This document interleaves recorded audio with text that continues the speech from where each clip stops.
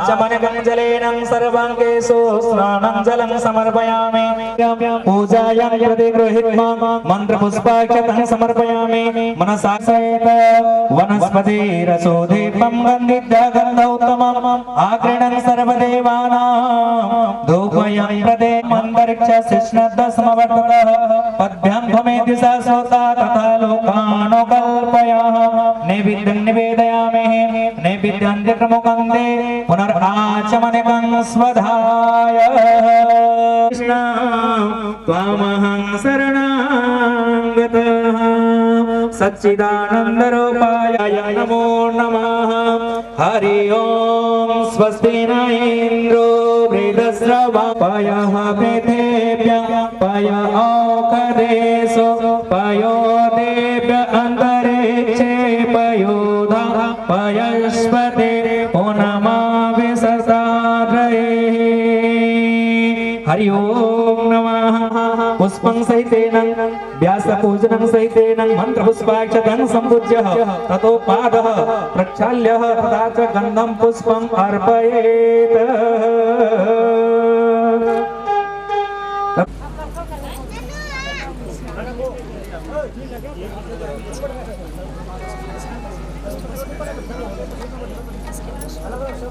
तेरी आरती गाओ बाके बिहारी तेरी आरती गाओ तेरी आरती गाओ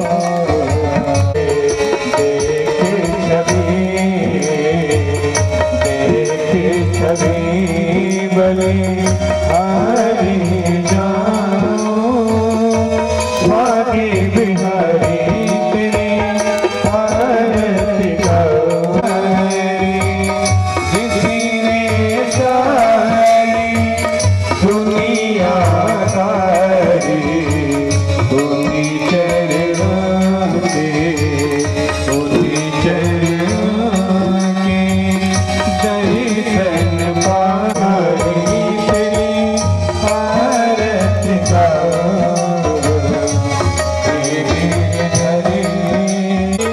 साथिया मेरो श्री चरणों में शीश झुकाओ बाकी बिहारी श्री हरिदास श्री के प्यारे तुम्हीं हो मेरे मोहन जीवन में हो युगल छवि को मन में बसा के बिहारी तेरी आरती गाओ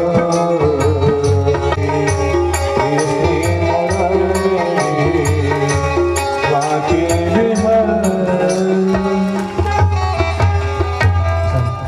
हरि ओम नमः ज्वलमालिन्ये नमः जलेन शीतलीकरणः पुष्पे देवाराय नमः मन्त्रपुष्पाक्षतं दत्त्वा हरि ओम नमः ओम नाना सुगंध पुष्पाणि यथा कालोद्भवानि च पुनः एक बार धूमधाम में इस कथा पंडाल उपस्थित सभी भक्त जोरदार ताली बजा करके स्वागत जिनके द्वारा यहाँ संगीत में श्रीमद् भागवत कथा का सुंदर कार्यक्रम आज से प्रारंभ हो रहा है। आज कथा के प्रथम दिवस में एक बार इनके लिए भी आप लोग जोरदार ताली बजा करके स्वागत करें।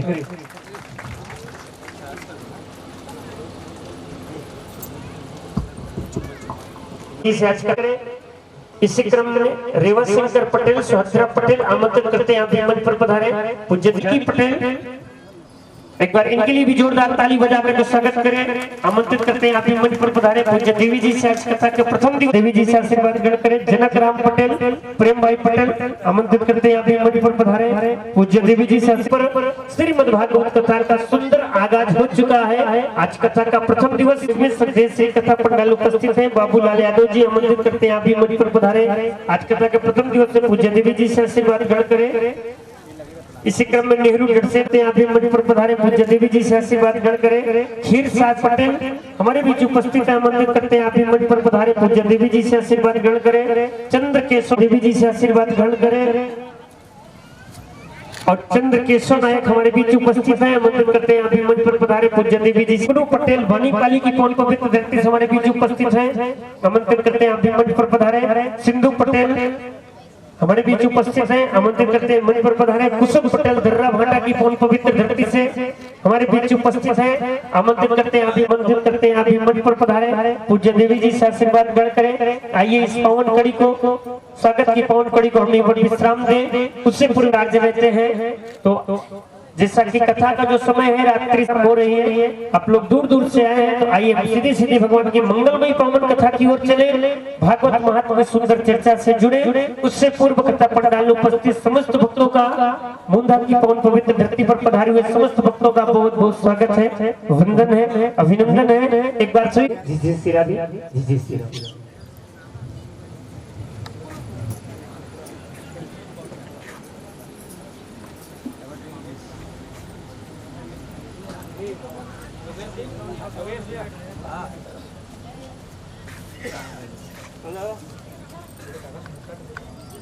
वहीं पे पहले एक पत्थर फेंका हूं मैं।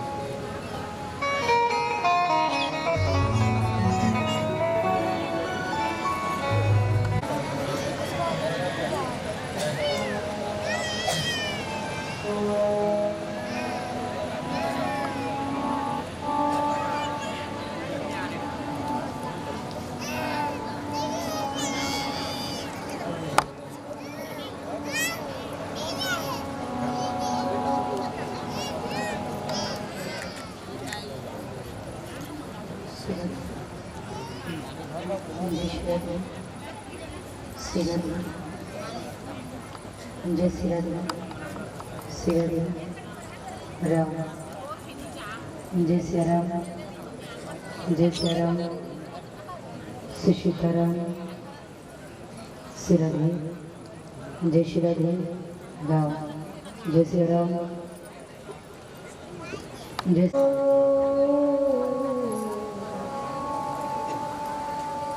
श्री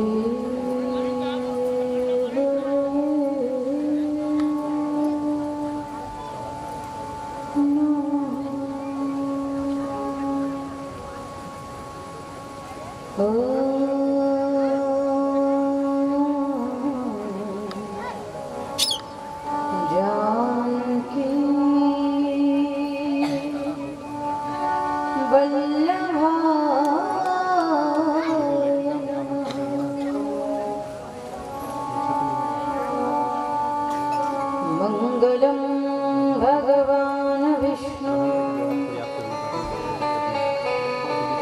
मंगलम गरुड़ध्वज,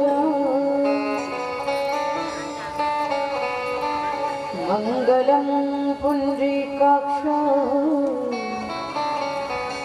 मंगलाय तनोहरे।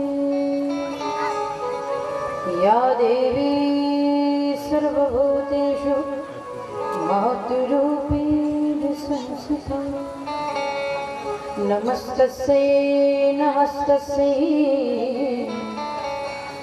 नमस्तस्यै नमो नमः।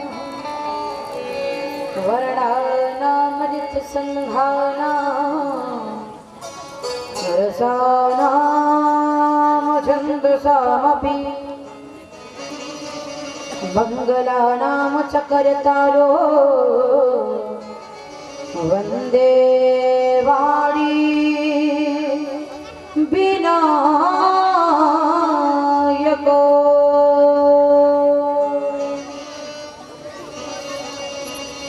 बंसी विभूषित करा नवनीरदाभा, पीताम्बराधरुरविन्दफलाधरोष्ठा, पूर्णेन्दु सुंदर मुखादर विंद नेत्रा कृष्णात् परम किमपि तत्त्वमहं न जाने। कृष्णाय वासुदेवाय देवकी नंदनाय च नंदगोपकुमाराय गोविंदाय नमो नमः। रामाय रामचंद्राय रामभद्राय मेघसे रघुनाथाय नाथाय श्रीसीताय पतये नमः। नारायणं नमस्कृत्य नरं चैव नरोत्तमं देवीं सरस्वतीं व्यासं ततो जयमुदीरयेत्। गुरुर्ब्रह्मा गुरुर्विष्णु गुरुर्देवो महेश्वरा गुरुर्साक्षात् परब्रह्म तस्मै श्रीगुरुवे नमः। मनोजवं मारुततुल्यवेगं जितेन्द्रियं बुद्धिमतां वरिष्ठं वातात्मजं वानरयूथमुख्यं श्रीरामदूतं शरणं प्रपद्ये। श्रीरामदूतं शरणं प्रपद्ये।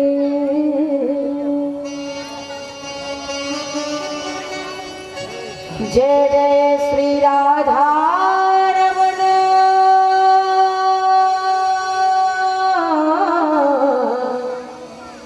जय जय नवल किशोर जय गोपी चित चोर प्रभु जय जय माखन चोर जय जय मैया लक्ष्मी जय गजवदन गणे जय जय मैया साड़ी दे जय जय भारत दे जय जय भारत दे।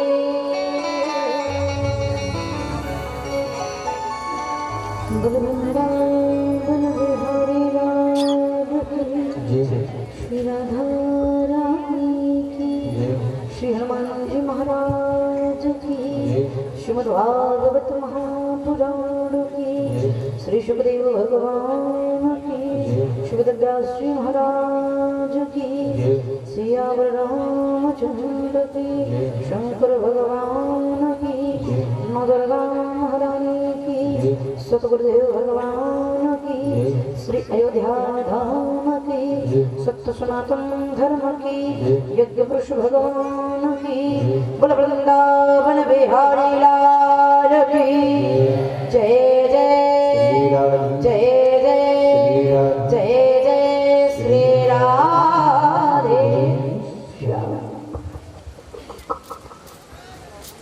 प्रिया लादी लाडी किशोरी श्री राधा रानी के चरण प्रणाम करते हुए हनुमान जी महाराज के चरण प्रणाम करते हुए श्री सतगुरुदेव भगवान के चरण प्रणाम करते हुए पारंबा जगदम्बा जगतजननी माँ भगवती के चरणों में प्रणाम करते हुए सतगुरुदेव भगवान के चरणों में प्रणाम करते हुए इस पावन पवित्र धरा को प्रणाम करते हुए आदरणीय आचार्य महोदय विद्वज्जन स्वस्थ यजमान परिवार श्रोता समाज श्रोता वृंद आयोजक बंधु उपस्थित समस्त श्रोता समाज के हृदय में विराजमान भगवान श्री सीताराम जी महाराज के चरणों का स्मरण करते हुए इस व्यासपीठ से भावपूर्ण निवेदन करते हुए बड़ी श्रद्धा के साथ कहना है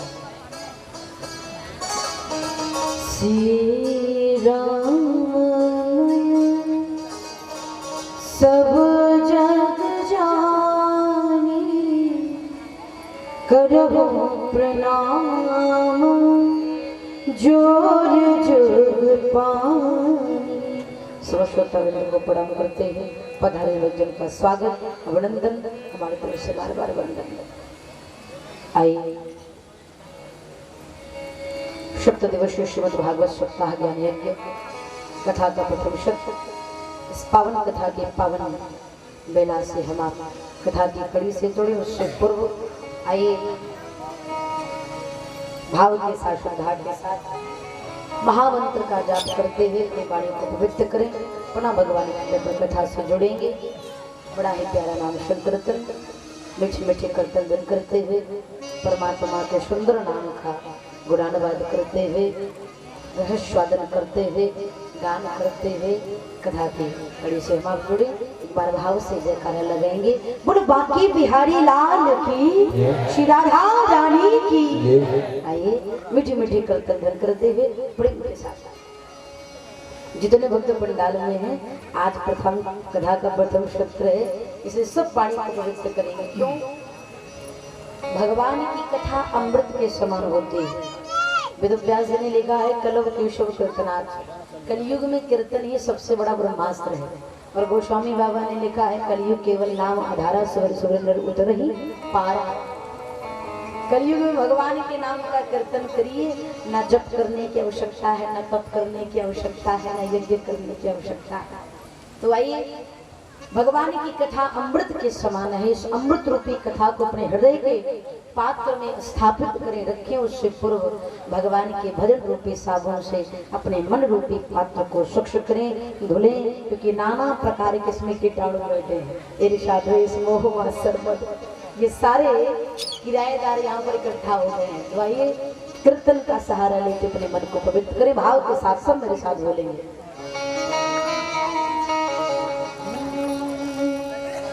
हरे राम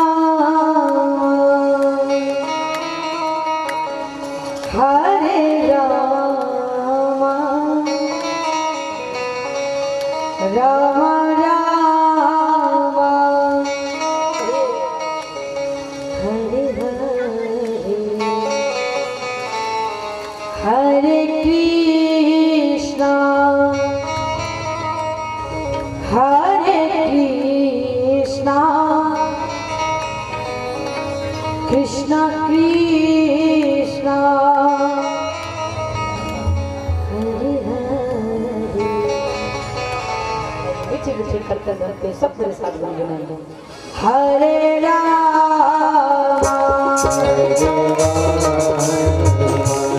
हरे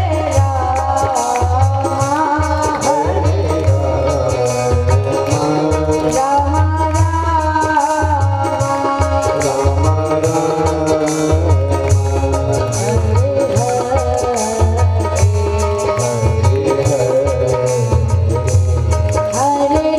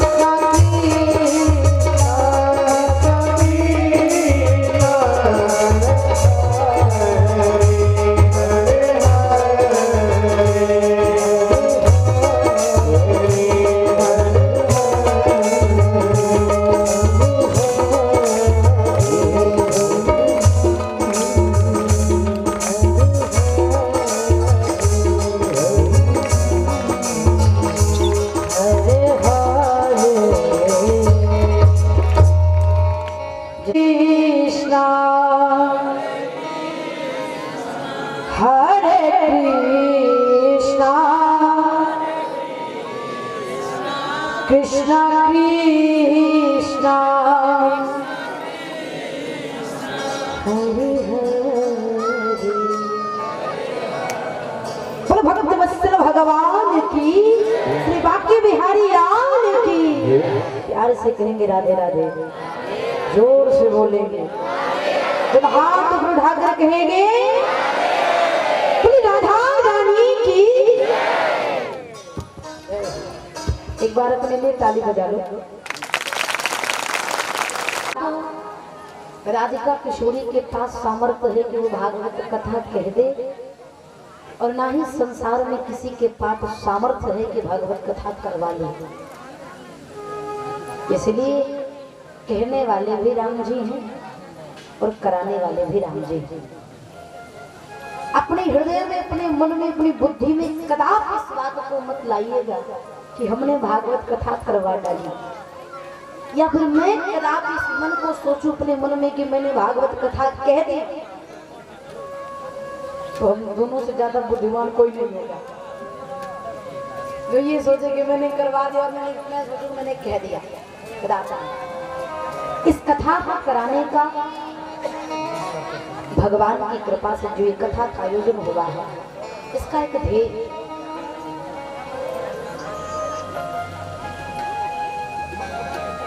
कथा का ध्येय क्या है? प्रत्येक कार्य के पीछे कोई ना कोई कारण होता है। व्यक्ति हंसता है तब भी कारण होता है, व्यक्ति रोता है तब भी कारण होता है, मटर पनीर की सब्जी खाता तब भी कारण होता है, दही खाता है तब भी उस कारण होता है। संसार में जितने कार्य होते हैं कारण की वजह से होते हैं। इस कथा को कराने का भी कोई ध्येय है, कारण है।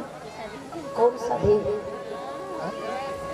कथा कराना, सुनना और कहना, ये बहुत बड़ी बात है। कराने वाले भी बहुत हैं, कहने वाले भी बहुत हैं और सुनने वाले भी बहुत हैं। 7 दिन की कथा होगी। आप 7 दिन अपने समय को निकाल करके पंडाल में आएंगे, कथा सुनेंगे, मैं बोलूंगी, कथा हो गई। 7वें दिन दक्षिणा लूंगी, जैसे आराम कहकर चल दूंगी। बस ये इसका ध्येय नहीं। इस कथा का कराने का ध्येय ये कि कथा करना, सुनना बहुत बड़ी बात नहीं है। कथा सुन करके अपने जीवन में उतारना सबसे बड़ी बात है। जब तक इस कथा को सुन करके अपने जीवन में ग्रहण नहीं किया जाएगा, ना तो कहने से कोई लाभ होगा और ना ही कराने से कोई लाभ होगा। इसलिए कथा के बीच में जो आपको श्रेष्ठ बात लगे, अच्छी बात लगे, उसको अपने जीवन में ग्रहण करिएगा। आइए, आज कथा का प्रथम सत्र, इसलिए भागवत जी के महात्म्य से हम आप जुड़ेंगे, क्योंकि समय बहुत ज्यादा हो चुका है। जितना भी समय मिला है, अल्प समय में ज्यादा वर्णन करने का प्रयास करेंगे। वेदव्यास जी ने सर्वप्रथम भागवत महात्म्य की चर्चा को कहा। महात्मा क्या है? महात्मा का अर्थ है महत्व। ये भागवत है, इसको क्यों सुनी जाती है? इसको सुनने के बाद क्या लाभ है? इसको सुनने के बाद कैसे कैसे जीव का कल्याण होता है? सर्वप्रथम किसने सुना, कहां पर सुना, कितने दिन तक सुना और क्यों सुना? बड़ा सुंदर भाव है। महात्मा का अर्थ है महत्व। ये भागवत है क्या? जिसको महत्व समझ में आ गया, 6 दिन की कथा सुनने का डबल आनंद बढ़ जाएगा। महात्मा का प्रथम श्लोक वेदव्यास जी लिखते हैं, सच्चिदानंद रूपाय विश्वोत्पत्त्यादि हेतवे तापत्रय विनाशाय श्री कृष्णाय वयं नुमः, श्री कृष्णाय वयं नमः। वेदव्यास जी लिखते हैं, सच्चिदानंद रूपाय विश्वोत्पत्त्यादि हेतवे तापत्रय विनाशाय श्री कृष्णाय वयं नमः।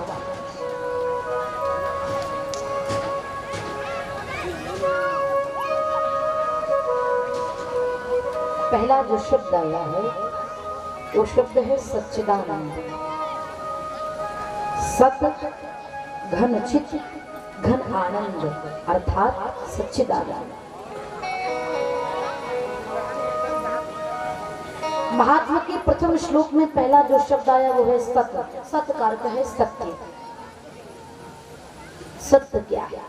तो व्यास जी मानो पूरे संसार को हमको आपको बताना चाहते हैं कि जिसके जीवन में सत्य का बोध हो गया उसको ब्रह्म का बोध होने में समय नहीं लगेगा। हम आप अनभिज्ञ हैं कि सत्य क्या है। वास्तविकता में क्या जानते हैं कि सत्य क्या है? जानते भी होंगे लेकिन मानते नहीं। कदाचित ये हो सकता है कि सुनते सुनते जान गए होंगे सत्य क्या है, लेकिन मानेंगे नहीं। सत्य क्या है भैया? इस संसार में दो ही चीज सत्य है। शॉर्ट में समझिए, इस पूरे संसार में दो ही चीज सत्य है। पहला कहते हैं राम नाम सत्य है। राम नाम, जोर से बोलो, सत्य बोलने में क्या दिक्कत है? राम नाम, झूठ बोलने में संकोच नहीं करते हो, सत्य बोलने में संकोच कर रहे हो। राम नाम सत्य है, पहला सत्य। ये कब बोला जाता है? हमेशा थोड़ी बोला जाता है। जब पिंजड़ा पंछी छोड़ के उड़ जाता है, प्राण पखेरु उड़ जाते हैं, तब चार गहार अंतिम पाल की सजा कर लेकर जाने लगते हैं, तब आगे वाले बोलेंगे राम नाम, पीछे वाले बोलेंगे सत्य है। अंतिम में गोस्वामी जी ने चौपाई लिखी कावर कादव खुशी सुखाना। लेकिन यहाँ इस धरती की उल्टी रीत है। जब व्यक्ति मर जाता है तब वास्तविकता का बोध बताते कि बेटा ये सत्य है। किसी कवि ने लिखा है कि बचपन में बताया गया धराधाम सत्य है और जवानी में बताया गया अर्थ काम सत्य है। जब पिंजड़ा पंछी छोड़ के उड़ा तो अंत में बताया गया राम नाम सत्य है। तो अंत में बताया गया राम नाम सत्य है। अंतिम में कहा जाता है पहला सत्य राम नाम सत्य है। ये तो पहला सत्य हुआ। दूसरा सत्य क्या है भैया? जब ये बोला जाता है वो सत्य है। अर्थात पहला भगवान का नाम, दूसरी हमारी आपकी मृत्यु। यही दो चीज सत्य है। सत्य क्या है? जो शाश्वत हो, जो अकाट हो, जिसको कोई काट नहीं सके। ये दुनिया में दो ऐसी चीज है जिसको कोई काट नहीं सकता। संसार का कोई शस्त्र नहीं बना जो भगवान के नाम को परास्त कर सके, और दुनिया में कोई ऐसा है नहीं जिसने जन्म लिया जिसकी मृत्यु ना हो। आया है सो जाएगा राजा रंग फकीर, कोई सिंहासन चढ़ चला कोई बढ़ा जंजीर। निश्चित है जाना है। ये दो ही चीज सत्य है, एक भगवान का नाम, दूसरी हमारी आपकी मृत्यु। उमा कहा मैं अनुभव यतना, बाबा मैया पार्वती से कहते हैं सत हरि भजन जगत सब सपना, धर्म न दूसर सत्य समाना, आगम निगम पुराण कहाँ कहाँ लगी नाम बढ़ा, राम न सकहि नाम गुण गा। पहला भगवान का नाम, दूसरी हमारी आपकी मृत्यु। ये तो है सत्य। दूसरा शब्द आता है चित। चित का अर्थ है प्रकाश। तारों को रोशनी चंद्रमा से मिलती है, चंद्रमा को प्रकाश सूर्य से मिलता है, लेकिन सूर्य को प्रकाश देने वाला कौन है संसार में?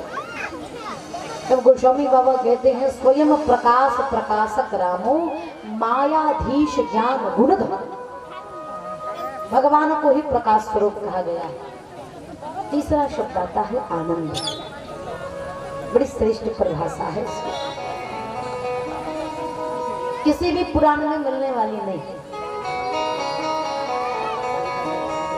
जितना सुंदर नाम है आनंद, उतनी ही श्रेष्ठ इसका परिभाषा भी है। संसार में बहुत सारे शब्दों का विलोम शब्द है, जैसे सुख का दुख, प्रकाश का अंधकार, दिन की रात्रि, धूप का छाव, ये विलोम शब्द होगा। सार्थक और निरर्थक शब्द भी होते हैं। जैसे आपने किसी के पास फोन किया, hello hi good morning how are you पूछे, फिर आप पूछेंगे भैया चाय वाय पिए क्या, तो चाय तो पूरी दुनिया पीती, लेकिन वाय क्या है? भोजन ओजन किए क्या? भोजन तो सब करते, लेकिन ओजन क्या है? तो चाय सार्थक शब्द है, वह निरर्थक शब्द है। सुख का विलोम शब्द है दुख, प्रकाश का विलोम शब्द है अंधकार, कई शब्दों का विलोम शब्द है। लेकिन आपको बताऊं, आनंद ऐसा शब्द है जिसका विलोम शब्द बना ही नहीं। आनंद का उल्टा है ही नहीं, आनंद के आगे परमानंद लग गया है, लेकिन पीछे हटने वाला नहीं है। क्यों? सुख और आनंद में अंतर होता है। सुख शरीर को मिलती है और आनंद आत्मा को मिलता है। जिसके जीवन में सुख आ जाए कदाचित वो दुखी हो सकता है, लेकिन जिसके जीवन में आनंद आ जाए जीवन में कभी दुखी नहीं हो सकता। आनंद किसको मिला?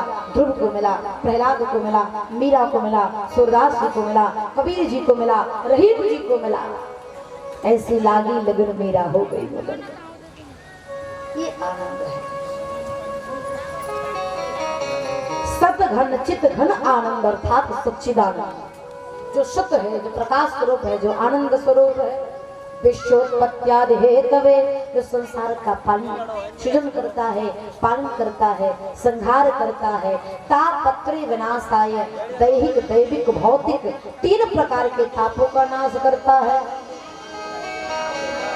कोई तन दुखी, कोई मन दुखी, कोई धन बिन रहत उदास, और थोड़े थोड़े सब दुखी सुखी राम के दास।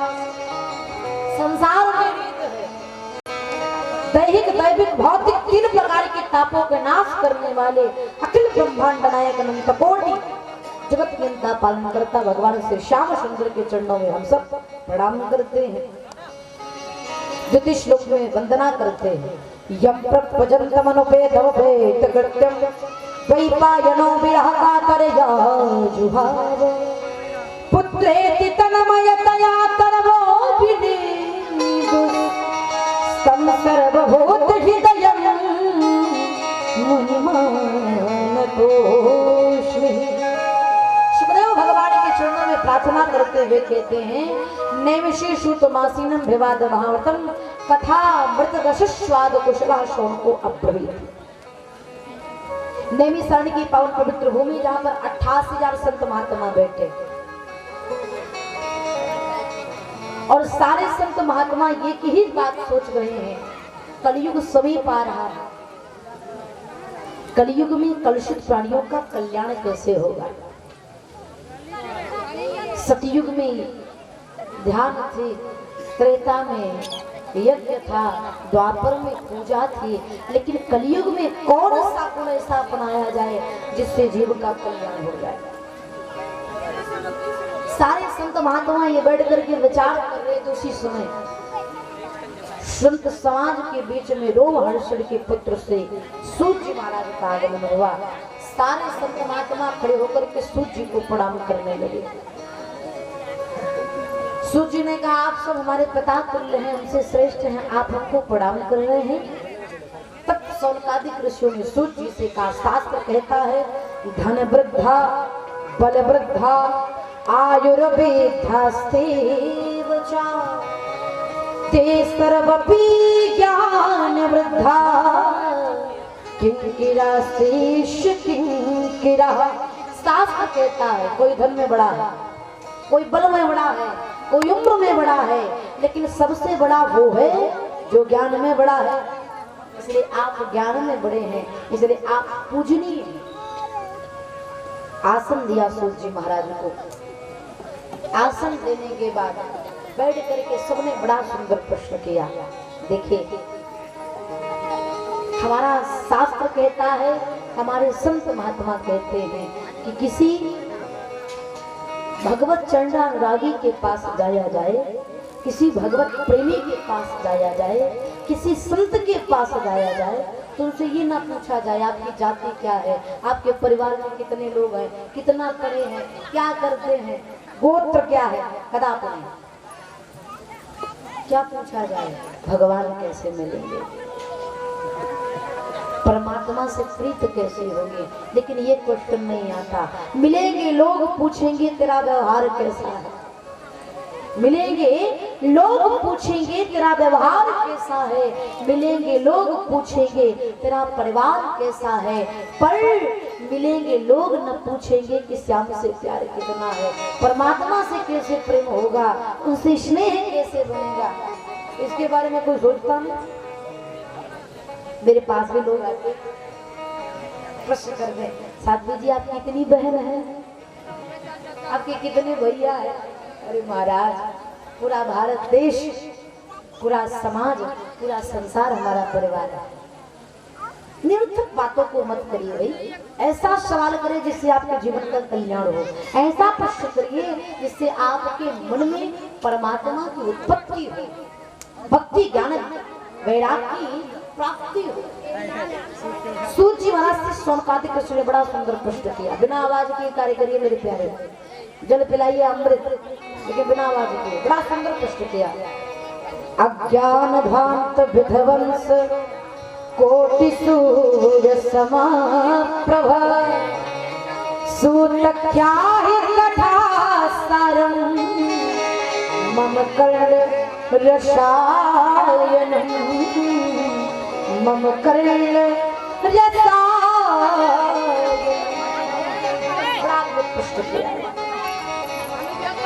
माता जी पानी कट रहा है, अमृत नहीं है,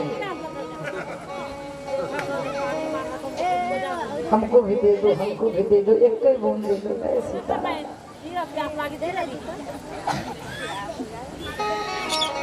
बलभक्त वत्सल भगवान की। बड़ा सुंदर प्रश्न किया, अज्ञान ध्वांत विध्वंस। सरकार, हमारे हृदय के भीतर बसे अज्ञानता के अंधकार को समाप्त करिए। कैसे? कोटि सूर्य समप्रभ, क्योंकि आपके पास करोड़ों सूर्य के ज्ञान का प्रकाश है। इस संसार में एक सूर्य उदय हो जाए तो संसार के सारे अंधकार समाप्त हो जाते हैं। प्रभु, आपके पास तो करोड़ों सूर्य का प्रकाश है, उस ज्ञान के किरण से हमारे हृदय की अज्ञानता के अंधकार को दूर करिए और ऐसी कथा सुनाइए जो मेरे कानों को प्रिय लगे, जिसमें भक्ति ज्ञान वैराग्य की प्राप्ति हो। कृपा करके ऐसी कथा सुनाइए। तब सूर्य जी महाराज सोनकादिक कृष्ण से कहते हैं कि हमारा शास्त्र कहता है। आपको बात बताऊंगा, जिस प्रकार से शरीर को स्वस्थ रखने के लिए हवा की आवश्यकता पड़ती है, तन को ढकने के लिए वस्त्र की आवश्यकता पड़ती है, क्षुधा को शांत करने के लिए भोजन और जल की आवश्यकता पड़ती है, उसी प्रकार से मेरे प्यारे इस भाव सागर से पार जाने के लिए सच्चे सतगुरु की आवश्यकता पड़ती है। जिसके जीवन में सच्चा सतगुरु नहीं, वो अंधकार में ही भटकता रहेगा। गुरु का मतलब जानते हैं, जो हृदय के भीतर बसे हुए अंधकार को समाप्त करके ज्ञान के प्रकाश को प्रज्वलित कर दे, वही सच्चा सतगुरु है। जो कुमार्ग से सुमार्ग पर लेकर आवे, कुमार्गी से सतमार्गी बना दे, वही सच्चा सतगुरु है। गुरु की श्रेष्ठता जीवन में कितनी है? कहते हैं चिंतामणि लोक सुखम सुरदो स्वर्ग संप्रदम प्रयच्छति गुरु प्रीति वैकुंठम योग्य दुर्लभम। एक मणि है चिंतामणि, मणि के समक्ष बैठ करके भौतिक के सारे सुखों को हम आप ग्रहण कर सकते हैं। कल्प वृक्ष के समक्ष बैठ करके स्वर्ग की प्राप्ति कर सकते, स्वर्ग में जाएंगे तो कल्प वृक्ष का दर्शन कर सकते हैं। लेकिन प्रयच्छति गुरु प्रीति वैकुंठम योग दुर्लभम, सतगुरु के प्रसन्न होने मात्र से भगवान का अत्यंत दुर्लभ दान वैकुंठ की प्राप्ति हो सकती है। इसलिए सतगुरु के शरण को पकड़ा है। जथा सुवंजन अंज दिग साधक सिद्ध सुजान, कौतुक देखत सैलवन भूतल भूरि निधान। सतगुरु के चरणों के रज को अंजन माने काजल, काजल समझ करके जो अपने नेत्रों में लगाता है, जिस प्रकार से दिव्य दृष्टि से संत महात्मा जमीन के भीतर गड़े हुए धन को पहचान जाते हैं, उसी प्रकार से इस संसार में छिपे हुए परमात्मा को हम देख पाएंगे। कब? जब सतगुरु के चरणों के रज को अंजन माने काजल समझ करके नेत्रों में लगाएंगे तब। सूर्य कहते मैं आपको ऐसी कथा सुनाने जा रहा हूँ जो देवताओं को भी दुर्लभ है। बोले महाराज ऐसी कथा, जिस कथा को हम आप सुलभ भाव से सुन रहे हैं, इस कथा को देवता वंचित हो गए। गंगा के पावन तट पर सुखदेव जी कथा सुना रहे थे परीक्षित जी को। देवता लोग देवलोक से अमृत का कलश लेकर के आए और कहते परीक्षित जी आपको मृत्यु का भय है, मैं आपके लिए अमृत लेकर के आया हूँ, इस अमृत का पान कर लो। सुखदेव भगवान सोचने लगे देवता बड़े स्वार्थी हैं। देवता ही क्या, संसार में प्रत्येक व्यक्ति स्वार्थी होता है। गोस्वामी बाबा ने लिखा है स्वार्थ लाग करहि सब प्रीति। कोई भी हो, प्रत्येक व्यक्ति का प्रेम स्वार्थपूर्ण होता है, लेकिन जब प्रेम अगाध हो जाता है तो प्रेम आगे हो जाता है, स्वार्थ पता नहीं कहाँ चला जाता, पता नहीं चलता। जुड़ता प्रेम स्वार्थ से, लेकिन जब प्रेम पराकाष्ठा की तरफ जाता है तो स्वार्थ समाप्त हो जाता है, केवल प्रेम बचता है। उसी प्रकार से सुखदेव भगवान सोचने लगे देवता लोग इतनी जल्दी किसी को अमृत देने वाले नहीं, इतना बड़ा क्या कारण हो गया। तब तक सुखदेव भगवान ने कहा राजन, देवताओं ने परीक्षित जी से कहा राजन आप अमृत ले लो और इसके बदले मुझे कथा अमृत दे दो। सुखदेव भगवान बोल पड़े क्वा सुधा क्वा कथा लोगे क्वा काचा क्वा मणिमा ब्रह्मरार्थ विचारयाम तदा देवाच। सुखदेव भगवान बोल पड़े क्वा सुधा क्वा कथा लोके, कहाँ कांच कहाँ मणि, कहाँ अमृत कहाँ कथा अमृत। किसी जौहरी के पास कांच का टुकड़ा लेकर के जाओ और उससे कह दो भैया इसके बदले में हमको हीरा दे दो, क्या देगा? कदाप नहीं देगा। सोनो नहीं देगा, हीरा तो बहुत दूर की बात है, सदियों नहीं देगा। वो कांच के बदले में देगा क्या? नहीं। कांच किसको कह दिया? अमृत को। मणि किसको कहा? कथा अमृत को। मिलने वाला नहीं। देवता लज्जित होकर के अमृत का कलश लेकर के चल दिए। क्यों भाई? कथा सुनने को क्यों नहीं मिली? क्योंकि अगर देवता श्रोता बन करके आते तो पंक्ति में बैठ करके प्रेम से रसस्वादन करते, रसपान करते, लेकिन श्रोता बन करके नहीं आए तो सौदागर बन करके आए लेन देन करने के लिए। अमृत ले लो, कथा अमृत दे दो। संसार में हर जगह लेन देन चलता है, लेकिन एक दरबार यही है जहां पर लेन देन नहीं चलता, सौदागिरी नहीं चलती।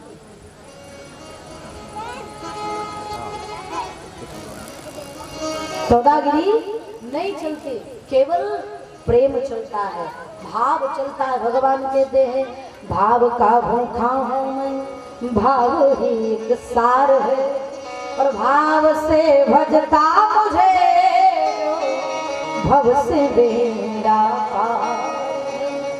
भावना में अगर भावना हो तो भावना बेकार है, और भावना में थोड़ा भाव आ जाए तो भव से बेड़ा पार है। भगवान केवल और केवल भाव के भूखे हैं। सबसे ऊंची प्रेम सगाई। देवता लोग लज्जित होकर के गए, ब्रह्मा जी से शिकायत किया, ब्रह्मा जी गए। 7 दिन के बाद जब देखा परीक्षित जी को सदगति मिल गई तो सत्यलोक में तराजू पर तोड़ना प्रारंभ किया। एक पल्ले पर नाना प्रकार के ग्रंथ को रख दिया, एक पर श्रीमद् भागवत महापुराण को रख दिया। लघुन्यानि जातानि घोर बेढमिदं महत् तदा ऋषि गणा सर्वे विस्मयं परमं युयुः। देखते देखते भागवत जी का पलड़ा भारी पड़ गया। सारे देवता जय जयकार करने लगे। बोलो भागवत भगवान की।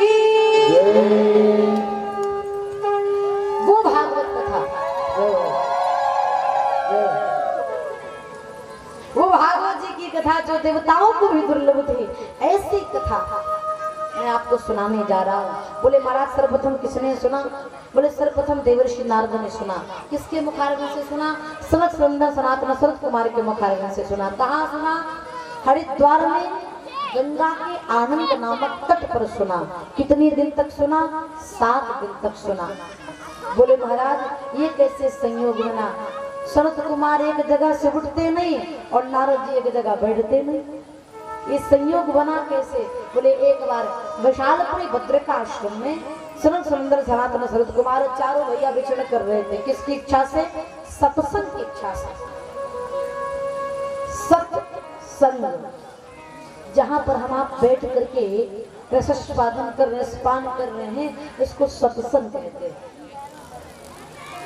जितनी देर आप बैठे रहेंगे ना, केवल आपको सत्य का संग मिलेगा, सत्य का बोध होगा, शास्त्र का बोध होगा, जो शाश्वत है उसका ज्ञान होगा। इसलिए इसको कहते हैं सत्संग। यहां से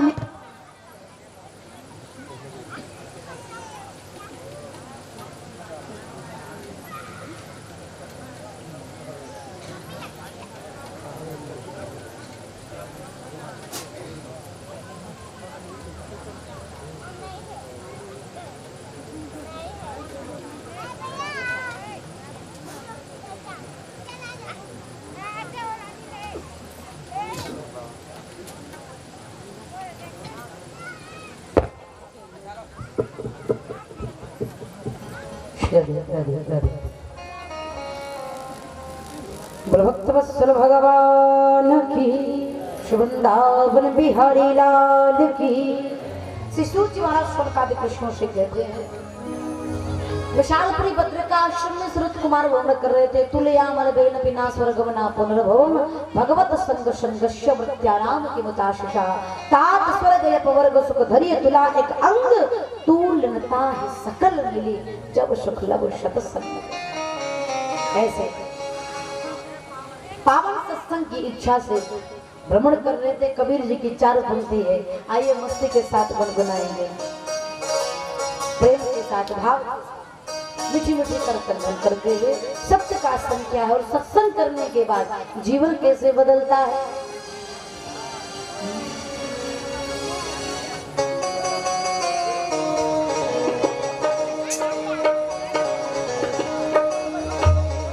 कि संतन के संग लागे तेरी अच्छी बनेगी। संतन के संग लागे तेरी अच्छी बनेगी। संतन के संग लागे तेरी अच्छी बनेगी। अच्छी बनेगी तेरी बिगड़ी बनेगी। अच्छी बनेगी तेरी बिगड़ी बनेगी। अच्छी बनेगी तेरी बिगड़ी बनेगी। संतन के संग लागे तेरी अच्छी बनेगी। संतन के संग लागे तेरी अच्छी बनेगी।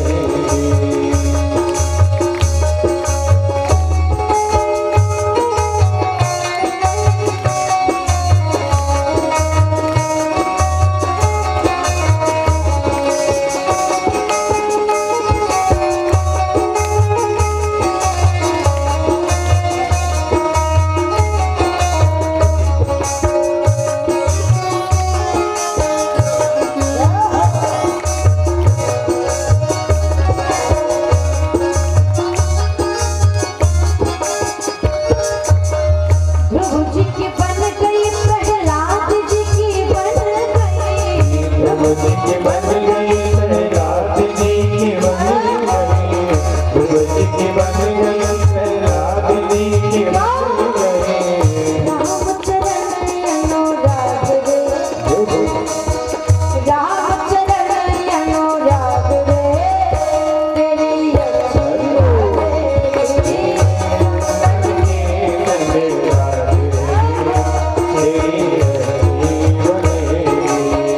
संतन के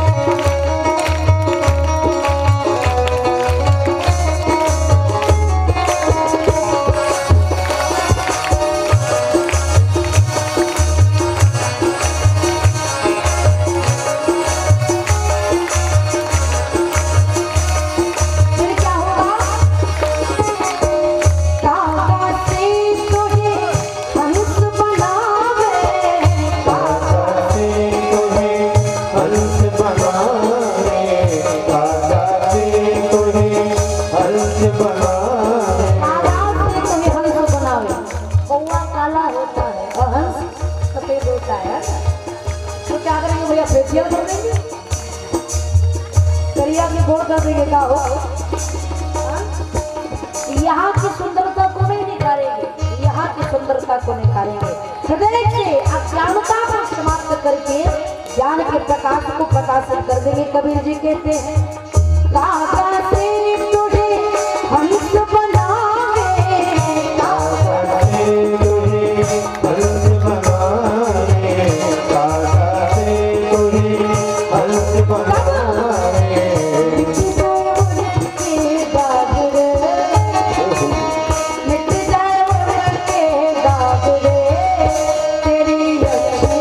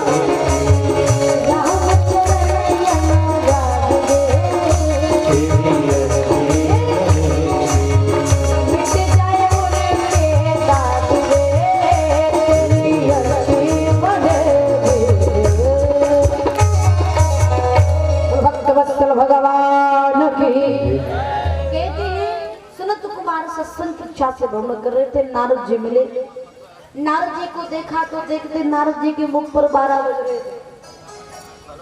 बोले कथम ब्रह्म दे नमका कथा चिंता करो भगवान गति भी तो यथा जना, कहाँ से आ रहे हैं, कहाँ जा रहे हैं, क्या बात है, मुखमंडल करा हुआ। नारद जी चरणों में गिर गए, भैया मत पूछो, मुझसे बहुत बड़ी गलती हो गई। सनत कुमारों ने कहा क्या हुआ? नारद जी ने कहा मैं पृथ्वी को सर्वोच्च मान करके अहम तो पृथ्वी ज्ञात्वाते सर्वोत्तमामिति पुष्करम चा प्रयागम चा काशी गोदावरी तथा मैं पृथ्वी को सर्वोच्च मान करके भ्रमण करने के लिए आया। क्यों? मुझे शांति मिलेगी। लेकिन पूरी दुनिया की रीत है, इस संसार में सब कुछ मिल रहा है सुलभ भाव से, धन से, पैसे से बिस्तर खरीद ले रहे, लेकिन नींद कहाँ पाएंगे भाई? पैसे से भोजन तो एकत्र कर ले रहे, लेकिन भोग कहाँ से लावेंगे? उसी प्रकार से धन की कमी नहीं है। घर में संसार में सब कुछ है, लेकिन कमी है तो सिर्फ एक चीज, जानते हैं क्या? सुबह शांति की। शांति नाम की माताएं जरूर होती है, लेकिन जीवन में शांति नहीं होती। वर्तमान समय में कल आया हूँ, आज इधर बना हूँ, और कहाँ पूरी दुनिया में प्रत्येक व्यक्ति केवल एक चीज चाहता, वो है शांति। शांति की खोज करते करते करते नारद जी धरती पर आ गए, लेकिन मिली नहीं।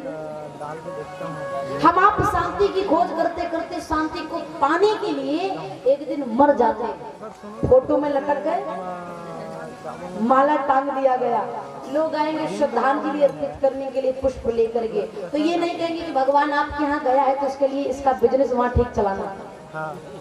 भगवान से कोई ये नहीं प्रार्थना करता कि प्रभु वहाँ पर इसकी दुकान अच्छी से चलाना, ये नहीं कहते। सब लोग फूल अर्पण करते और कहते हे भगवान इसकी आत्मा को शांति देना। बेचारा मर गया लेकिन शांति नहीं मिली। सोचो, मरने के बाद ही प्रार्थना हो रही शांति देना इसकी आत्मा को। नारद जी कहते मैं उसी की खोज करने के लिए आया, हर क्षेत्र गया, कुरुक्षेत्र गया, हर जगह गया, शांति नहीं मिली। तब मैंने सोचा चल करके संतों के यहाँ देखूं, शांति मिल जाए। लेकिन आज तो साधु नहीं सवाधु हो गए। आजकल के संत महात्माओं में कई लोग ऐसे हैं जो बड़े बड़े ज्ञानी हैं, जो ध्यानी हैं, जो महापुरुष है, वो अपने आप को प्रदर्शित नहीं करना चाहते, और जो प्रदर्शित करना चाहते, देखिएगा मैं एक बात निवेदन कर दूं, हमेशा स्मरण में रखिएगा, दो चीज अगर सामने आ जाती है ना, तो ओरिजिनलिटी क्या है, रियलिटी क्या है, ये हम आप पहचान नहीं पाते। पहली चीज भव्यता। हाइड्रोजन जल रहा है, 1 मिनट तक इसको निहारोगे ना, 1 मिनट बहुत ज्यादा हो जाएगा, मात्र कुछ सेकंड अगर आप इस हाइड्रोजन की तरफ देखते रहेंगे और दोबारा किसी को देखेंगे ना, तो उसकी जो चेहरा होगा वो क्लियर नहीं दिखेगा, लाल पीला दिखेगा। ये है भव्यता। जब भव्यता ज्यादा पड़ जाती है ना, तो वास्तविकता में वो है कैसा ये हम देख नहीं पाते। और दूसरा चीज है भाव। भाव में जब व्यक्ति अगाध भाव में डूब जाता है तो नेत्रों में अश्रु आ जाते हैं, और जब आंखों में आंसू होते हैं ना, तो सामने वाले का चेहरा धुंधला दिखाई देता है। भव्यता और भाव आने के बाद ओरिजिनलिटी पता नहीं चलती। इसलिए मेरे प्यारे, किसी महात्मा के चरणों को पकड़ा जाए, सच्चा सतगुरु बनाया जाए, तो भव्यता और भाव देख करके ना, भाव में भव्यता में आकर देख करके ना चयन किया जाए। संतों के यहाँ गया, शांति नहीं मिली। किसी कवि ने बड़ी सुंदर पंक्ति लिखी थी, मैंने बहुत पहले पढ़ा था। उसमें लिखा था कि जंगल ना होते तो मोर कहाँ छिपते, और साधु ना होते तो चोर कहाँ छिपते। ये सत्य है। इसको पहनने के बाद कोई साधु नहीं बनता। अगर आप ये सोचिए कि धोती कुर्ता पहनने के बाद, चंदन लगाने के बाद, बड़ा बड़ा माला लेने के बाद साधु हो गए, हम लोग साधु हो गए, कदापि नहीं। इस बात को दिमाग में मत लाइएगा। तितिक्षवा करुणीनी का सुवदा सर्वदेहिना अजात सत्रवा शांता साधवा साधुभूषण। कपिल भगवान मैया देहूति से कहते हैं, जिसके भीतर ये 5 लक्षण होते हैं वो जींस पैंट पहनता फिर भी साधु है, और जिसके भीतर ये 5 लक्षण नहीं है वो पंडित हो सकता है, विद्वान हो सकता है, विवेकी हो सकता है, लेकिन साधु नहीं हो सकता। तृतीय दिवस में हम आपको श्रवण पाने कराएंगे कि साधु के लक्षण क्या है। शांत संतों के यहाँ गया, मुझे शांति नहीं मिली। आजकल के महात्मा जितने लोग हैं ना, उनकी साधना समाप्त हो गई, केवल साधन प्रारंभ हो गया। 3-4 मठ बन गए हैं, 2-4 10 4 व्हीलर, 10 बॉडीगार्ड, बाबा पहुंचे हुए। बाबा की जय जयकार हो रही, और जो बड़े बड़े गुफाओं में बैठकर बेचारे तप कर रहे हैं, जिनसे हमारा धर्म टिका, उनको कोई पूछने वाला नहीं। साधना समाप्त हो गई, साधन बढ़ गया। तब मैंने सोचा संतों की यहाँ शांति नहीं मिली, तब मैंने सोचा गृहस्थों के यहाँ शांति मिलेगी। जाकर देखा तो कन्या विप्रो लोभा दंपत्ति नाम चाकल कनक, कन्या का क्रय विक्रय हो रहा है। पति पत्नी में रोज महाभारत, घर में माता पिता का सम्मान कम हो गया है, भाई से व्यवहार समाप्त, प्रीत समाप्त हो गया है। बोले तो महाराज, बोले कलयुग में घर के भीतर बीबी का राज और घर के बाहर साले साहब का राज। माता पिता का सम्मान कम हो गया, घर में सारे साहब सलाहकार हो गए। लेकिन आपको एक कहावत बता दो, ब्रज की एक कहावत है, दीवार बिगाड़े आरो और घर बिगाड़े सारो। दीवारों में ज्यादा अलमारियां काट दी जाना भैया तो दीवार कमजोर हो जाती है। और घर में कदाचित साले सलाहकार हो गए मामा शकुनी जैसे तो महाभारत होने से कोई रोक नहीं सकता। इसलिए अपने आप को पहचानो। कई घर का स्वभाव होता है, पति महोदय अपने पत्नी से कहेंगे सोच रहा हूँ तो गाड़ी ले लो, तो अपने बड़े भैया से सलाह कर ले तो गाड़ी ले लिया जाए। तो पत्नी कहेगी पागल हो तुम्हारे भैया क्या जाने, गाड़ी के मामले में हमारे भैया से पूछो, हमारे भैया बहुत अच्छे से जानते हैं। पति महोदय भाव में आकर के साले साहब के पास सीधे जाएंगे। मैं ये नहीं कहती कि ससुराल से प्रेम मत करिए, लेकिन प्रेम करिए। लेकिन गोस्वामी बाबा की लेखनी कहती है कि ससुराल प्यार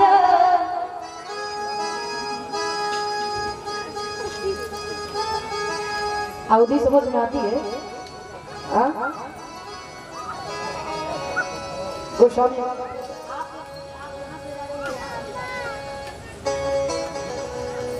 गोस्वामी बाबा कहते हैं कि ससुराल प्यार भई जब दे रिपुरूप कुटुंब लगे तब दे।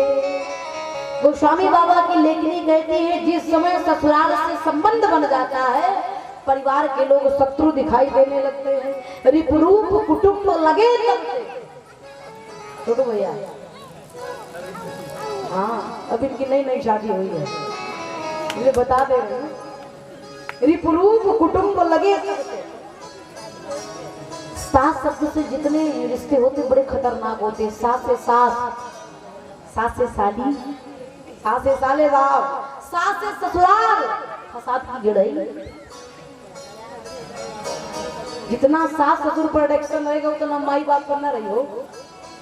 ये मैं नहीं कह रही हूँ, गोस्वामी बाबा कह रहे हैं। विपरूप कुटुंब पर लगे तब थे। नारद जी ने कहा मुझे कहीं शांति नहीं मिली, कन्या का क्रय विक्रय हो रहा है।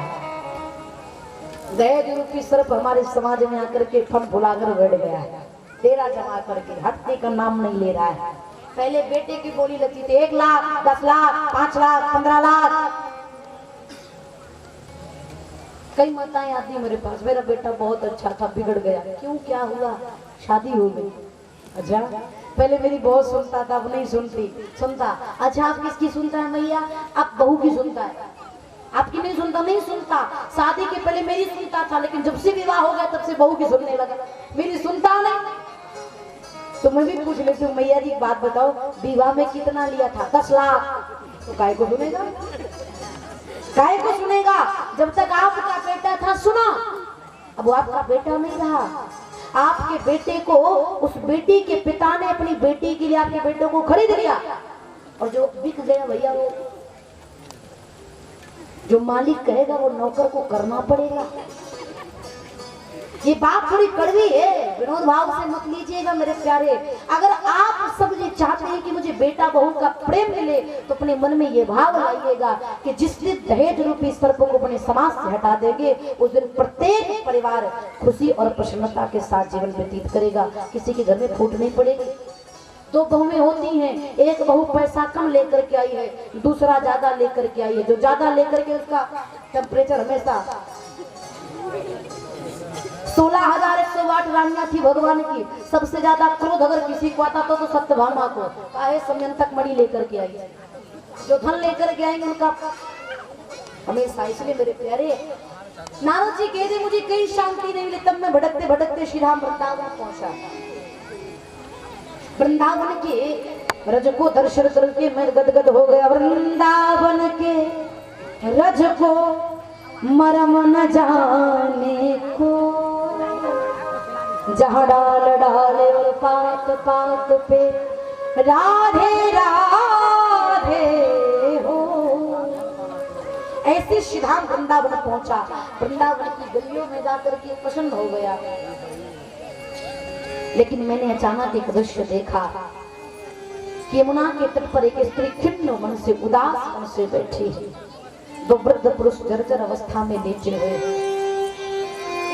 कुछ स्त्रियां पंखा जल रही, मैं उन्हें सांत्वना दे रही, देवी शांत हो जाओ। मैंने देखा कि वो स्त्री दुख में है।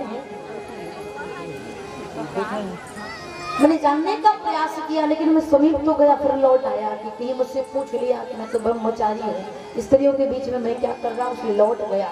तब तक वो स्त्री क्रंदन करते हुए बोल पड़ी कि भो भो साधु क्षणं तिष्ठ मा चिंतामपि नौषे दर्शनं तव लोकस्य सर्वथा घहरं परम्। हे महात्मन, क्षणमात्र की रुक जाइए और हमारे दुख को दूर करते जाइए, क्योंकि अपने दर्शन मात्र से समस्त जीव का कल्याण हो जाता है। मुझ पर भी कृपा करिए, मेरे दुख को दूर करते जाइए।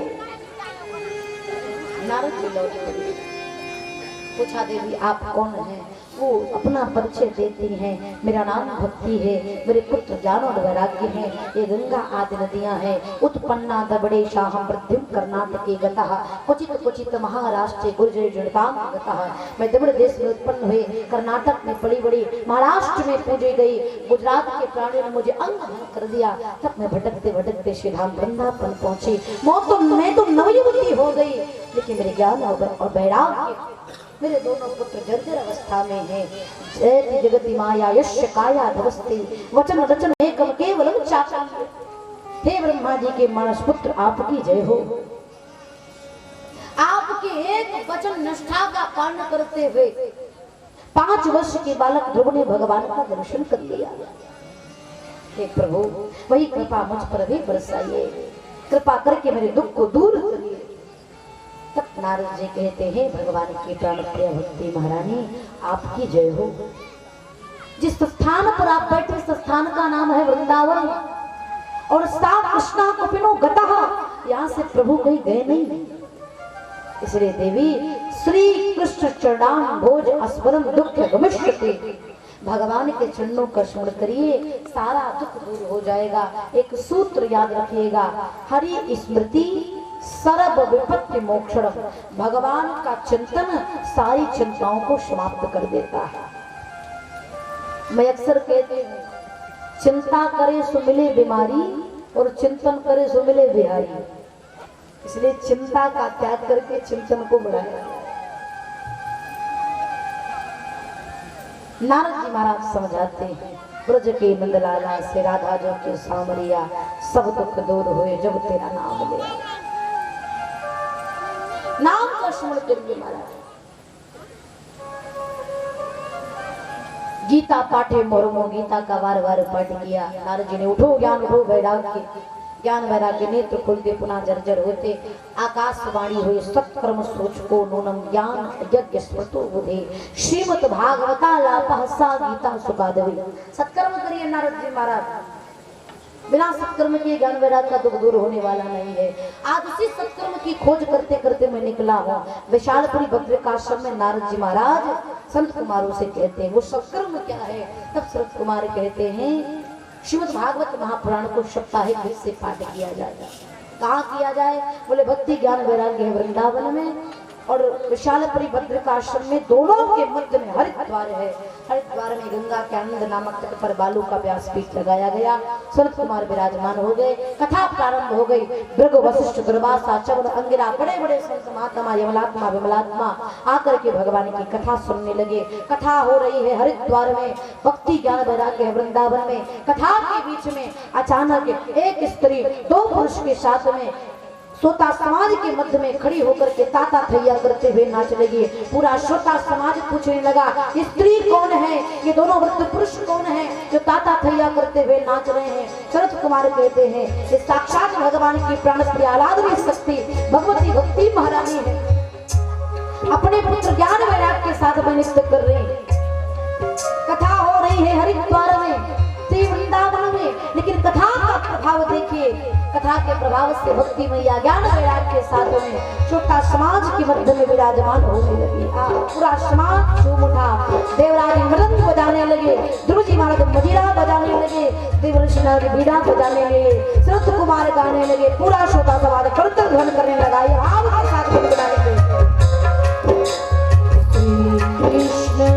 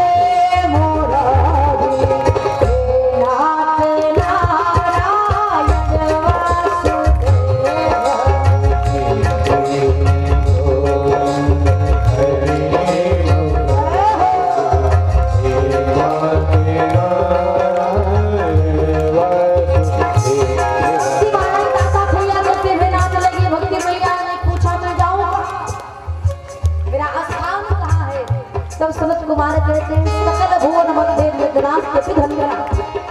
हे भगवान की प्राण प्रिया, आप जा करके संतों के हृदय में विराजमान हो जाइए।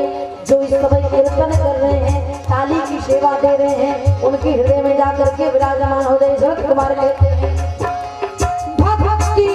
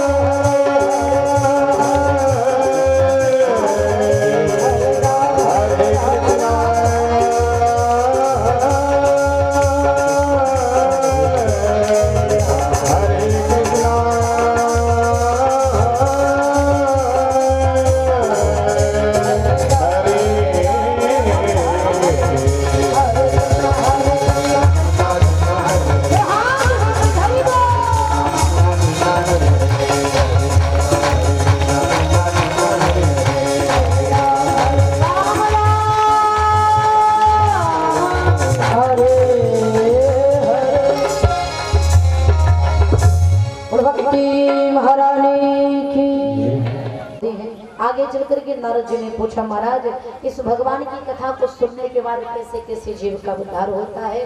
तो ये मानव पाप कितस्तु सर्वदा सदा दुराचारता विमार्गः क्रोधा विदग्धा कुटिलाश कामना सप्ताह ज्ञान यज्ञ कुलो प्रवृत्ते। जिसने जीवन पर्यंत पाप किया हो, पुण्य कभी किया ही ना हो, अंत में भगवान की कथा को सुनता है तो सारे पाप ही नष्ट हो जाते हैं। किसी की अकाल मृत्यु हो जाए, घर के लोग नियम के अनुसार संकल्पित रूप से इस भगवान की कथा को सुने तो उस प्रेत की आत्मा को भगवान के श्री धाम की प्राप्ति होती है। आगे चल करके वर्णन करते हैं, तुंगभद्रा नदी के तट पर उत्तम नगर गांव है जिसमें आत्मदेव नाम के ब्राह्मण रहते हैं। परमात्मा ने सब कुछ दिया, संतान नहीं है। जाकर के रुदन करते हैं, ब्राह्मण के हाथ से, महात्मा के हाथ से भगवान के नाम का फल लेकर के आते हैं। अपनी पत्नी को दिया धुंधली को, लेकिन धुंधली ने उस फल को ना खा करके द्वार पर बंधी गैया को खिला दिया और अपने पति से झूठ बोल करके अपनी बहन के गर्भ से उत्पन्न हुए बालक को लेकर के आती है। नाम धुंधकारी पड़ा। ठीक 3 महीने के बाद गौ माता के गर्भ से दिव्य बालक का जन्म हुआ। सर्वांग सुंदरम दिव्यम निर्मल प्रभम, पूरा शरीर मनुष्य के जैसा, कान गौ माता के जैसा, नाम गोकर्ण पड़ा। दोनों पुत्र बड़े हुए, शिक्षा दीक्षा हुई। गोकर्ण पंडितो ज्ञानी धुंधकारी महाखला। धुंधकारी मदिरापान करता, जुआ खेलता, नाना प्रकार के दुर्गुण। और गोकर्ण भगवान परम ज्ञानी परम यशस्वी। क्यों? क्योंकि धुंधकारी झूठ का प्रतीक है और गोकर्ण संत के प्रसाद है। इसलिए आत्मदेव जी को बहुत ग्लानि हुई कि जिस घर में गंगा जल की पूजा होती है उस घर में मदिरा पान किया जा रहा है, इससे अच्छा मर जाओ। मरने पहले भी गए थे, क्यों? बेटा नहीं था। फिर मरने जा रहे हैं, क्यों? बेटा क्यों है?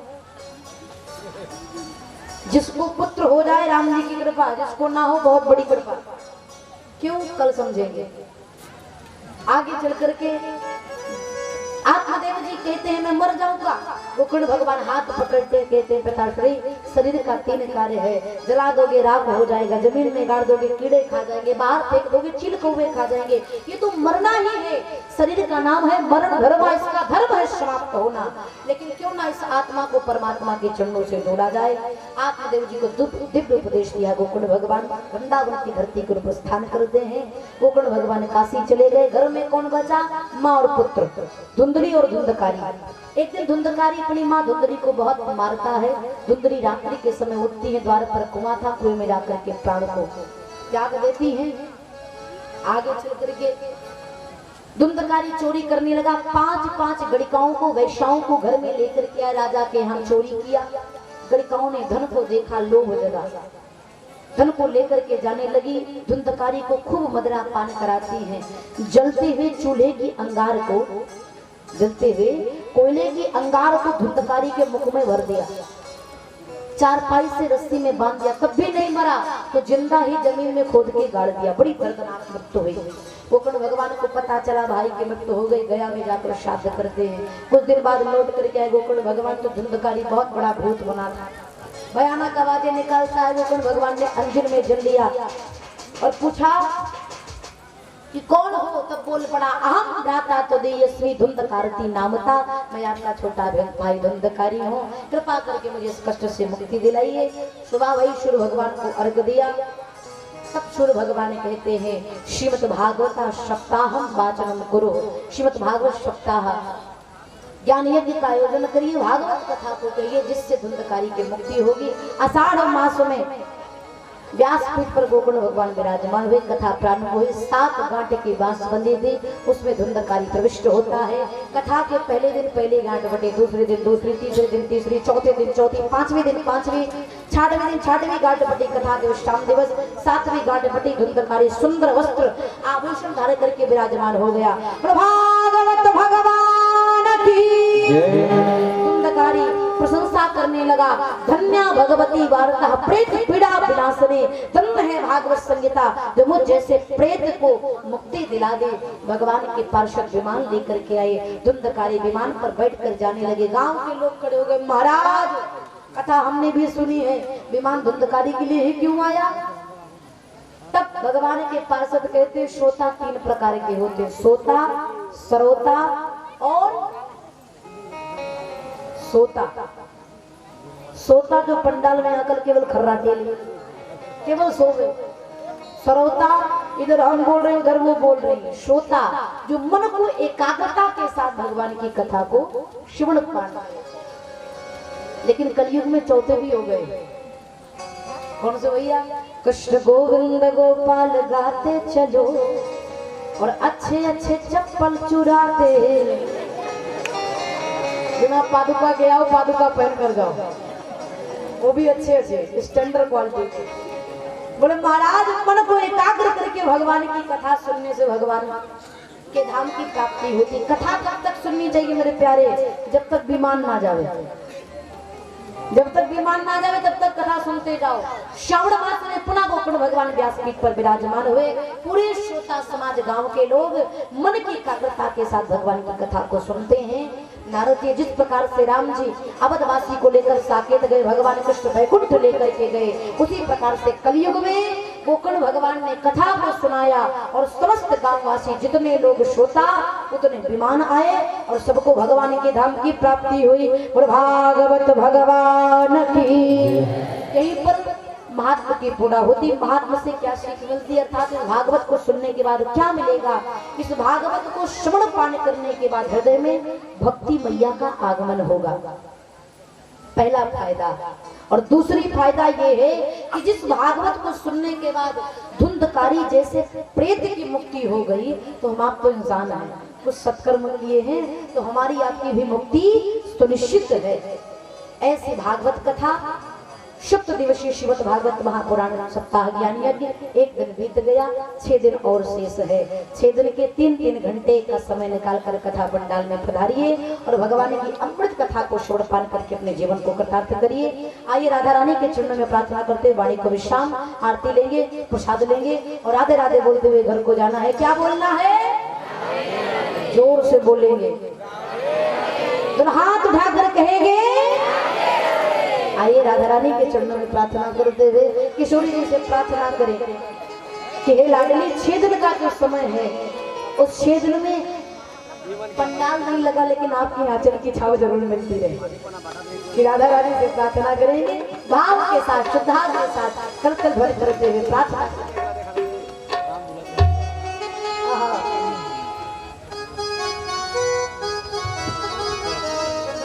किया चल में छुपा लीजिए,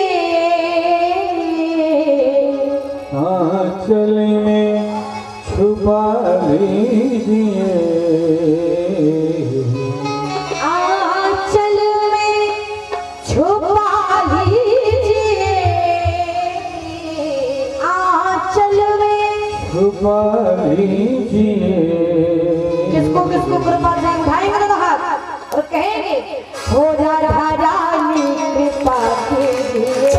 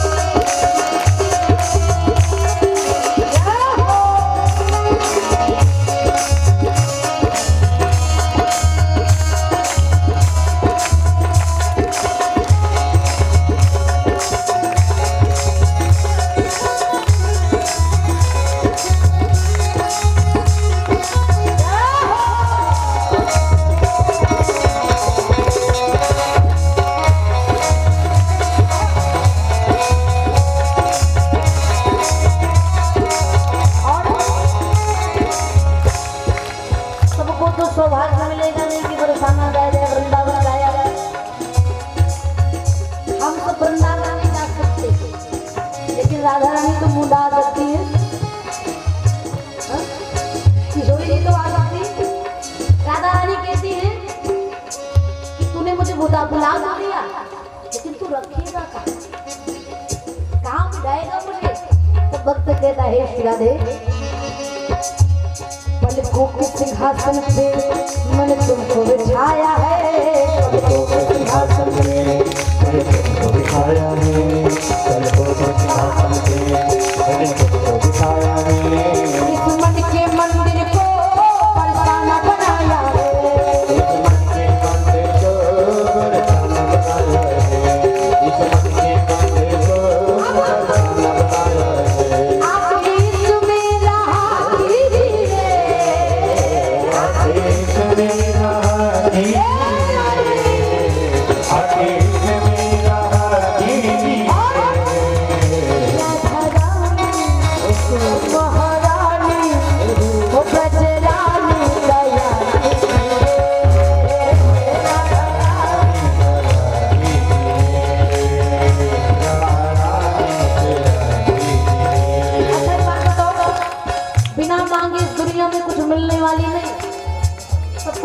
मानना पड़ता है।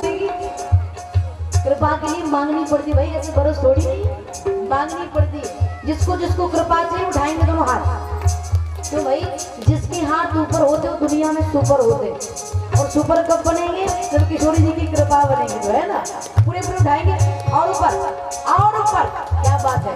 और एक साथ ताली की सेवा दे, श्री राम है।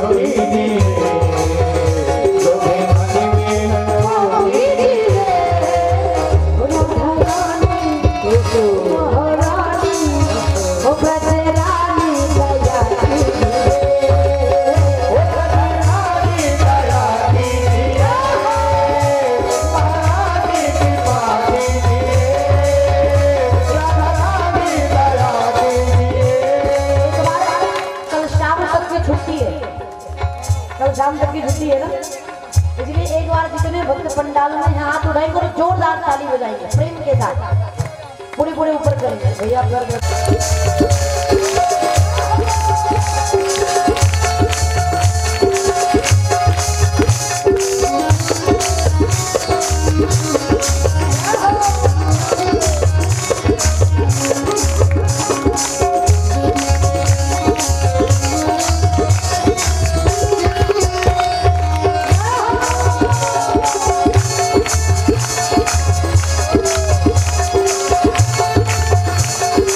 Yeah!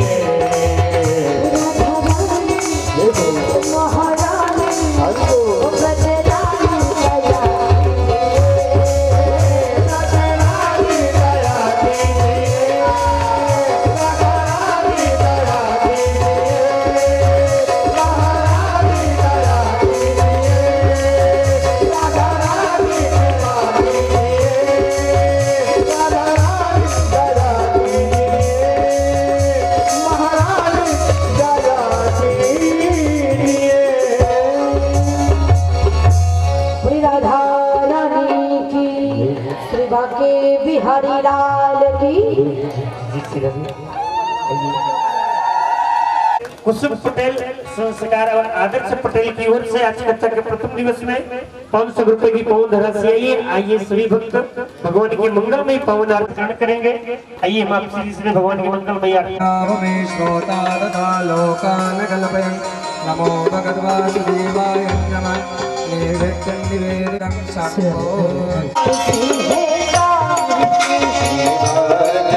भगवान की आरती।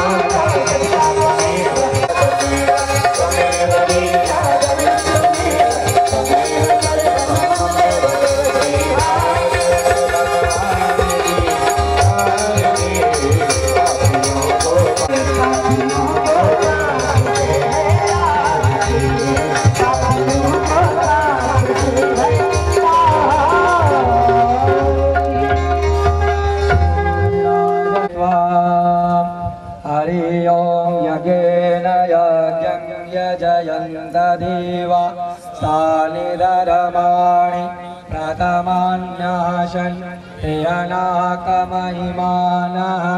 शचन्द्र यत्र पुरवे शाद्यायां शान्तिदेवा ॐ राजाधिराजाय प्रसह्यसाहिने नमो वयं वैष्णवकामय्यमय्यं कामेश्वरो वैष्णवणोर्ददातु कुबेराय वैश्रवणाय महाराजाय नमः। ॐ नन्दनन्दनाय विद्महे यशोदानन्दनाय धीमहि तन्नः पुष्पाणि यथा कालोद्भवानि च पुष्पाञ्जलिर्मया देवं गृहाणां परमेश्वर इति मंत्रपुष्पाञ्जलिं समर्पयामि। बोले गणेश जी महाराज की जय, श्यावर रामचंद्र की, पवन सुत हनुमान की जय। जय श्री राधे, जय जय श्री राधे, जय जय श्री राधे। लेकर मंच पर आए मुख्य जमान जी आकर के मंच से प्रसाद ग्रहण करें। और आयोजक बंधुओं संयोजन आज कथा का प्रथम दिवस थोड़ा सा विलंब में कथा प्रारंभ हुई, पुनः कल ठीक कितने बजे से करेंगे भैया? बजे यहाँ पर संगीत टीम पहुँच जाएगी, 7:30 तक संगीत टीम पहुँच जाएगी और 8 बजे से साध्वी जी मंच पर मंचस्थ हो जाएंगे। तो 8 बजे से 11 बजे तक कथा का समय है। बिल्कुल आप लोग कथा के समय का विशेष ध्यान देते हुए कथा पंडाल में पधारे। आयोजक बंधु से निवेदन है, गेट पर प्रसाद वितरण हो रहा है। जितनी माताएं जा रही हैं प्रसाद लेकर के अपने घर की ओर प्रस्थान करेंगे। और आयोजक बंधुओं से निवेदन है, प्रसाद समस्त भक्तों के पास पहुंचाएं, बिना प्रसाद के कोई अपने घर की ओर न जाए।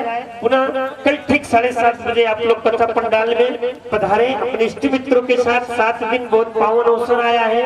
इस मुदा की पावन धरती पर पूज्य किशोरी जी के द्वारा श्रीमद् भागवत कथा का रसस्वादन करने का, तो आप लोग अपने इष्ट मित्रों के साथ सब परिवार पधारे और भगवान की मंगलमयी पावनमयी करुणामयी कथा को श्रवण करें, रसस्वादन करें और अपने जीवन को कृतार्थ करें